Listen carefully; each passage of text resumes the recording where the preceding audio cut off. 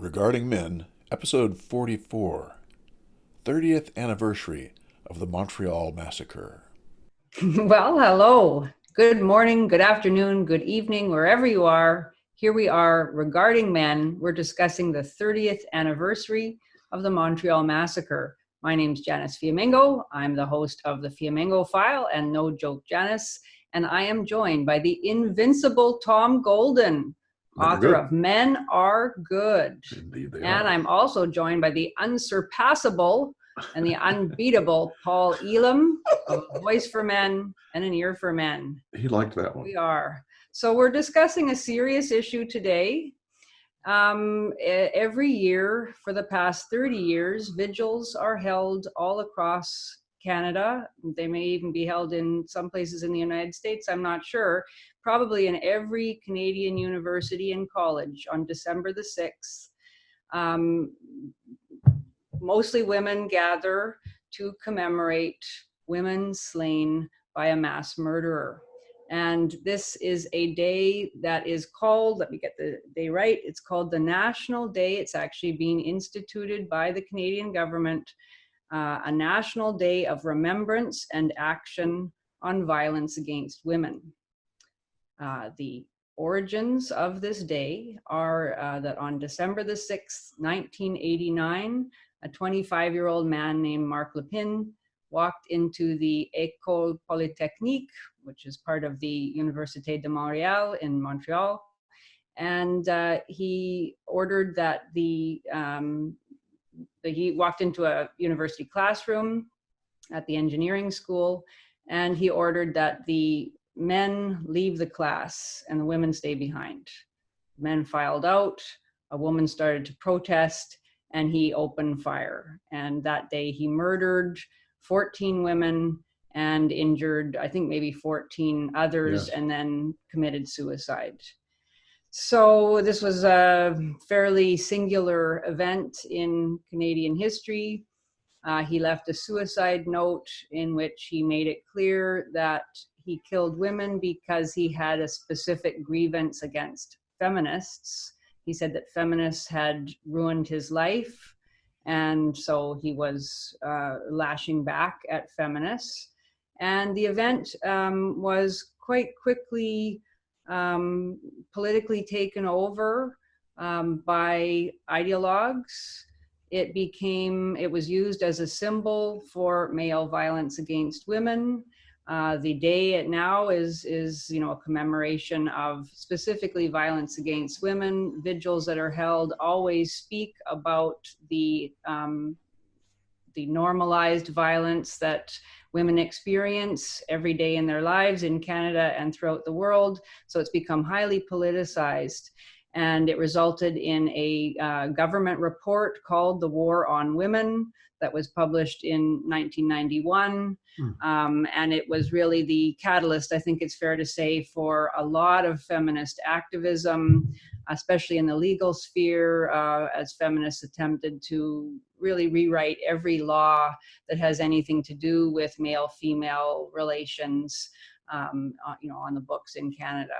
And so it's a terrible day in which a tidal wave of anger and hatred of all men is unleashed, and that anger and that blaming of all men as responsible for violence against women has been given government sanction. All flags fly at half-mast on all federal buildings in Canada, something that apparently isn't even done on November 11th, which is Remembrance Day for our war dead.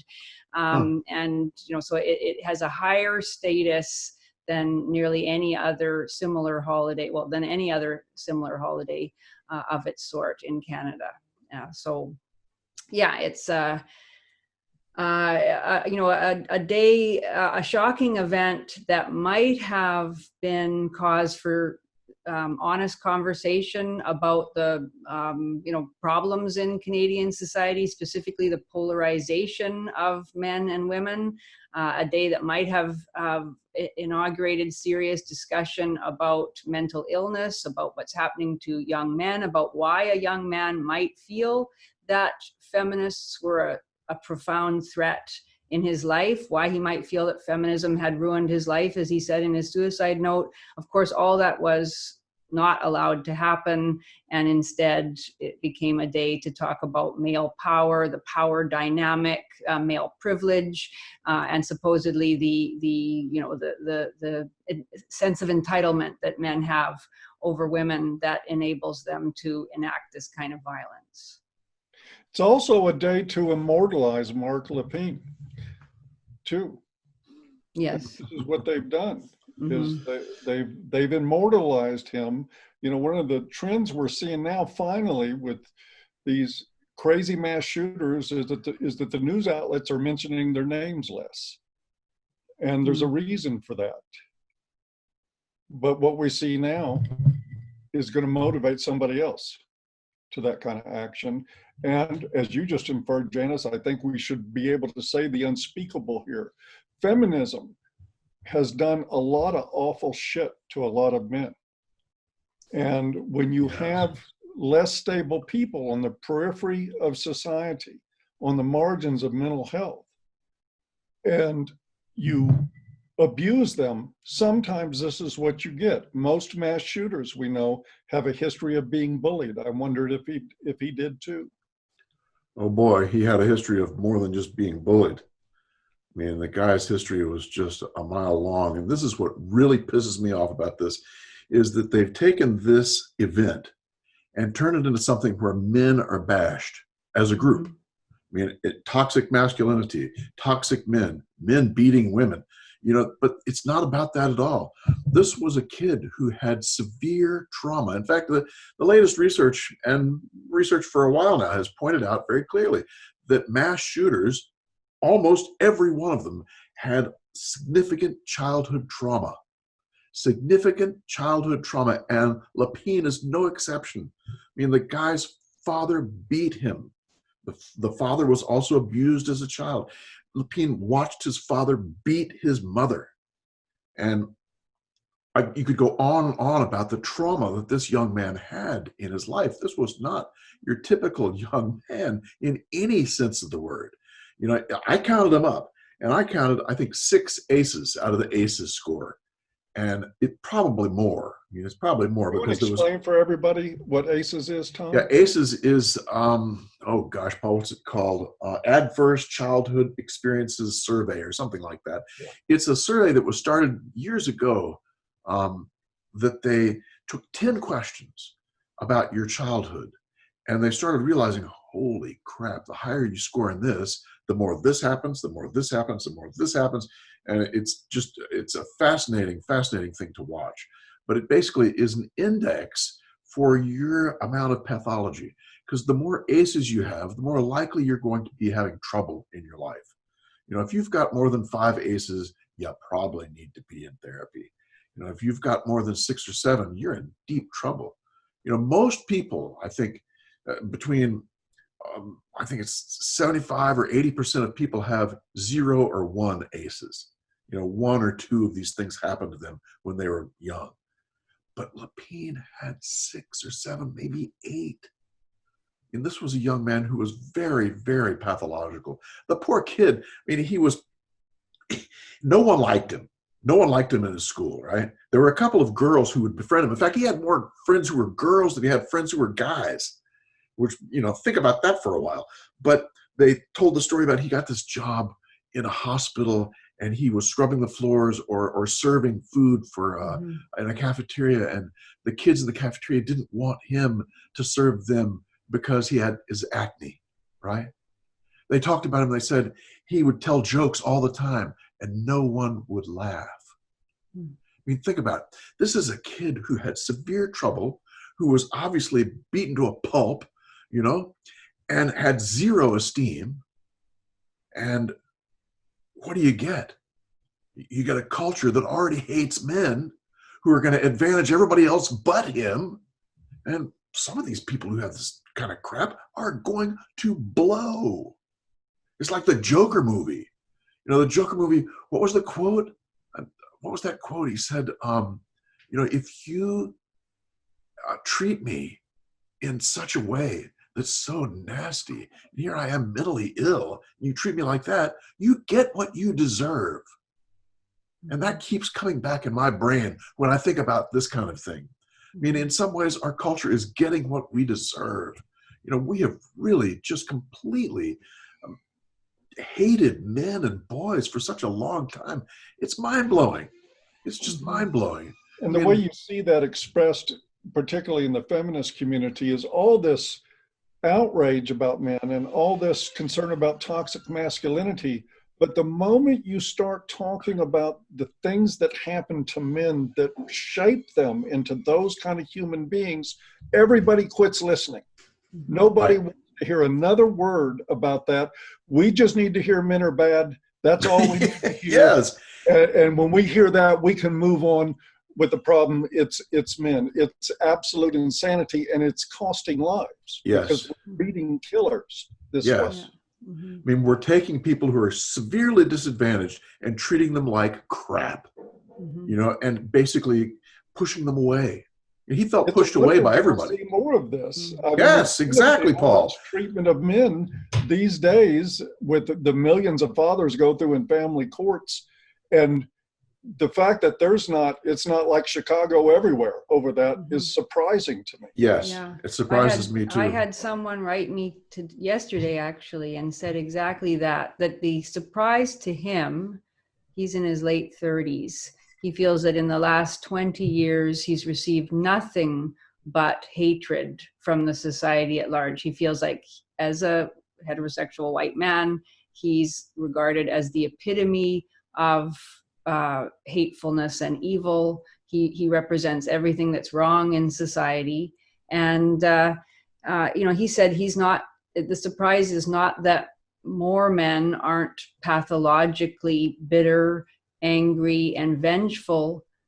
No, sorry, I messed that up. The surprise is not that some men are, but that more men aren't.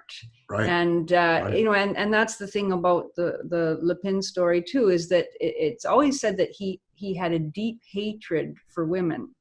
If you read the suicide note that he left and you investigate what we know about his life, of course, we don't really know what was going on in his mind, but it isn't the case. He doesn't seem to have hated women. No.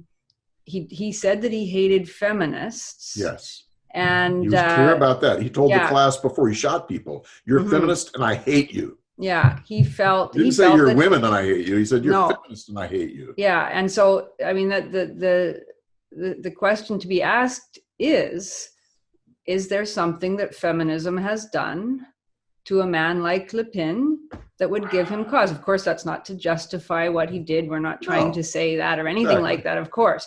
But he felt... Yes, for the cherry pickers out there, leave it alone. he felt that you know, his life had been made immeasurably more difficult than it already was.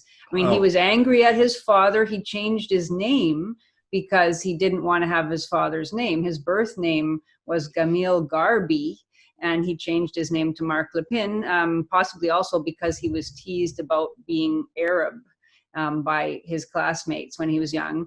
But probably it most significantly seems to have been a rejection of his father, who was violent and who abandoned the family when he was very young, and Mark wanted nothing to do with his father. So, you know, he had that. He had a whole bunch of anger at male figures, a very conflicted relationship with his own masculinity, you know, as the son of a mother who had been beaten, who now was working. He didn't see his mother very much. He felt like a failure in many ways, both in relation to her and the family and in relation to society at large.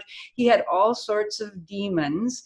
The fact is that he couldn't help but recognize that some of the few things that he wanted to do, which had to do actually with trying to establish his masculine identity, it seems. He tried to join the military at one point, I think when he was 22, a few years before, and the military rejected him. Yep. Yeah. And then not your average guy. Right. Something was wrong. They said it was because of antisocial stuff. Yes. So he it already, was his masculinity. Yeah. It wasn't because of toxic masculinity. He Because had, if he had been a real man, like most real men, he would have had the good taste to kill himself instead of killing other people, like so many other men do. yes. And Yeah. so this idea that he was somehow privileged, that he was acting out of a sense of power and entitlement, that couldn't be more wrong. Exactly. And he tried to get into the engineering school, and this is Right. something that's never been explored.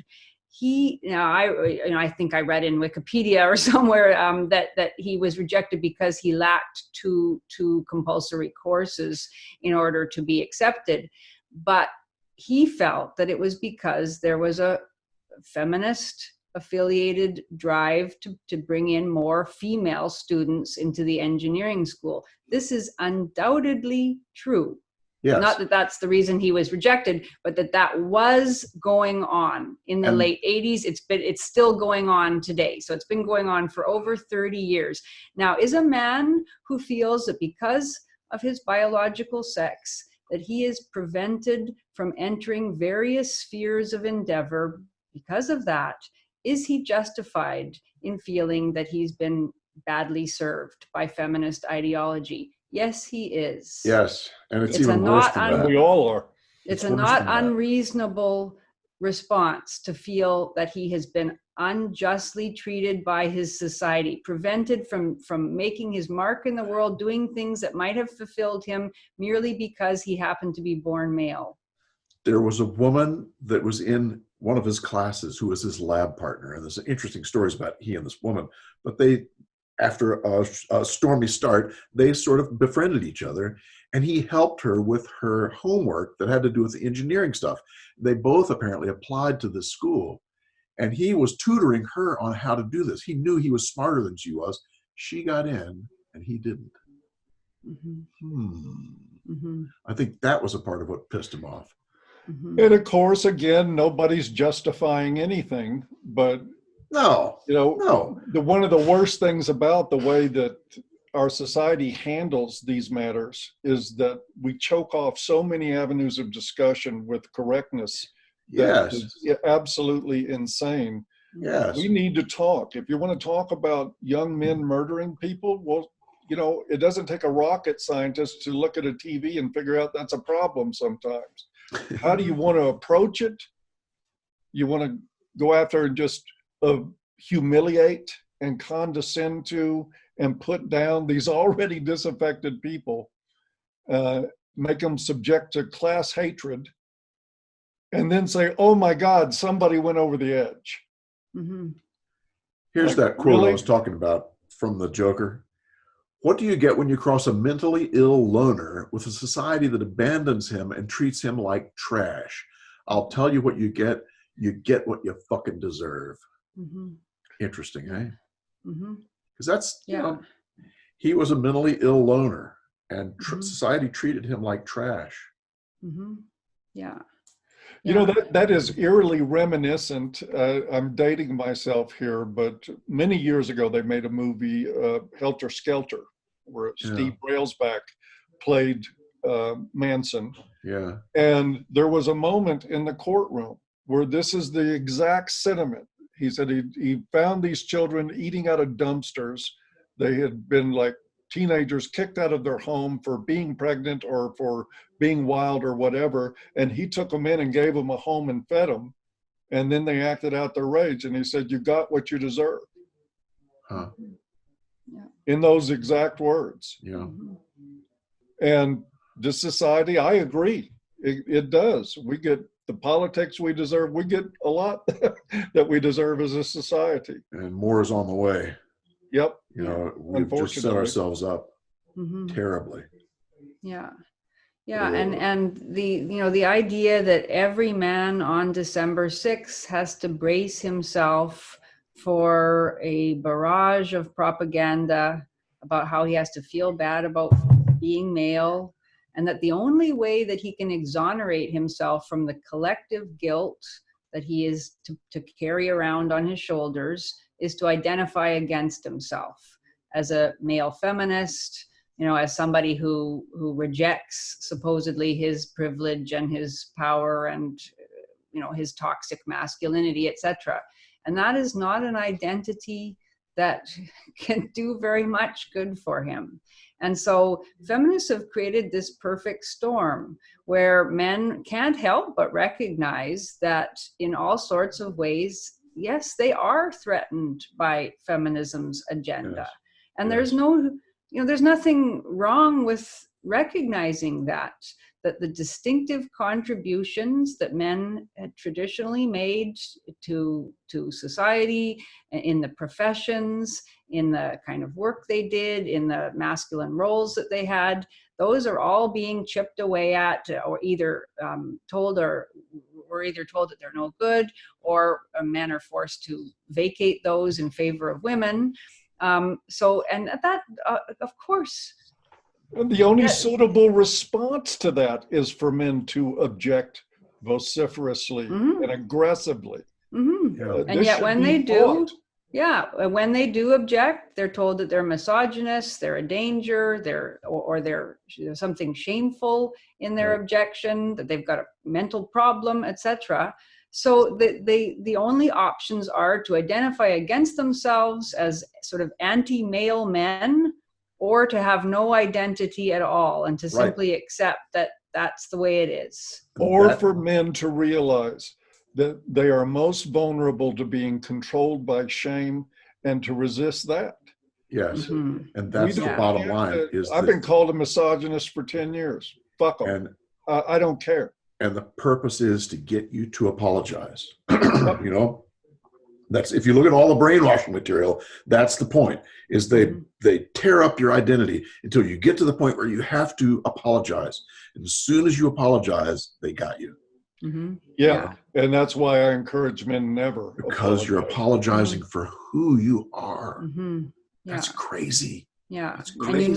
And you know it's wrong. So, it's wrong. And that's the thing about propaganda too, is it isn't necessarily, I mean, it does sometimes work that it convinces you to believe things that aren't true. Right. But sometimes it also simply forces you to say things that you know are not true, or at least to acquiesce in things that you know are not true. Yes. And that is, there's something horrible. There's something really soul destroying about having to acquiesce in lies. You know they aren't true, but you know that if you speak out against them, you will be persecuted in some way, or shamed, or ostracized. So you go along. And the soul destruction happens whether you rationalize your way into it or not. I mean, a lot of men just say, I'm doing what I got to do. And slowly their soul dies, even though they feel justified on one level in doing it. It's going to get to you. The life of that. Yes. Yeah. And once you start apologizing, it just basically erodes your identity. And it's so, it is so unjust too, just to go back, to this idea that Canada has a National Day of Remembrance and Action on Violence Against Women.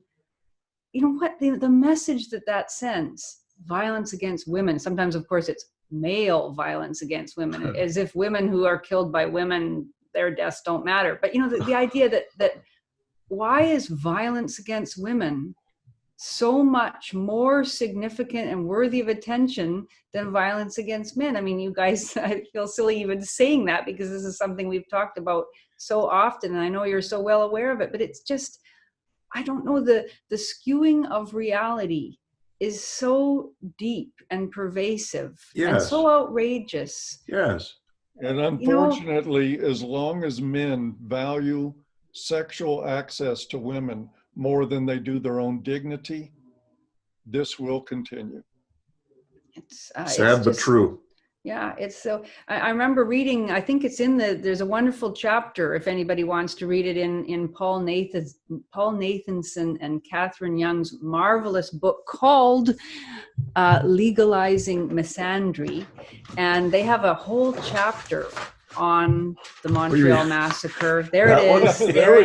There it is. Such I read that chapter today, or parts of it. What a tome. It's the last word really on the subject of how the hatred of men, the suspicion of men has actually been put right there into law. It's just an amazing book.